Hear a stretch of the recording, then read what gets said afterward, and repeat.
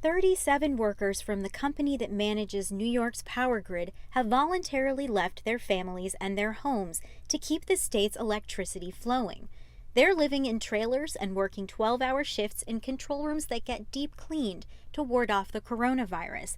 And there is no end date in sight for the isolated staff. I talked to them on the phone, and it almost feels like they're at a space station. It's not exactly the comforts of home, but at least they have some privacy, and it's not completely unbearable. The sequestering is unprecedented in the New York independent system operator's 20-year history.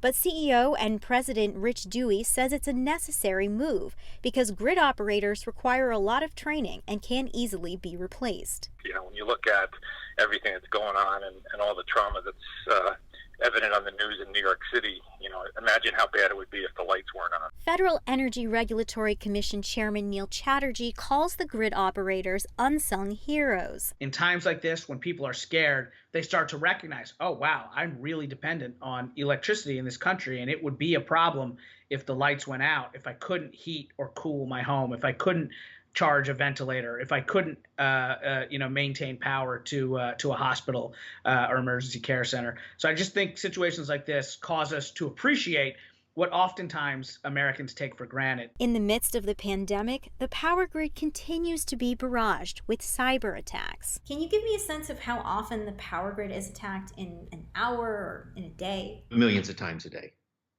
Millions of times. Electric utilities have the punks, thugs, and crooks that attack any interest in any industry. But in our case, because of the critical nature of the infrastructure, we have the big four international adversaries. So Russia, China, North Korea, and Iran. But Chatterjee believes the U.S. can stay ahead of the attacks. While certainly circumstances such as this global pandemic provide opportunities for our adversaries to try and exploit vulnerabilities, I actually feel very good that the safety and security mechanisms that we've had in place for years now really have us well prepared for this crisis. Right now, he says he has other concerns.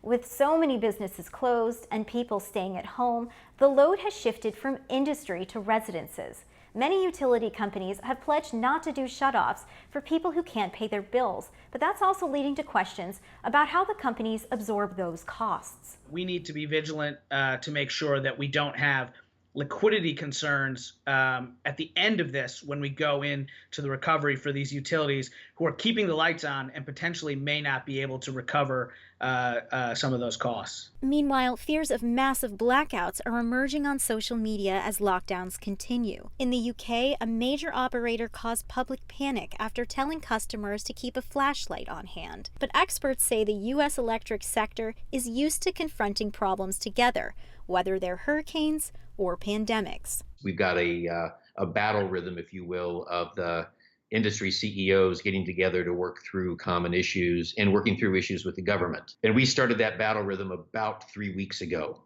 on the virus. Sasha Ingber, Newsy, Washington.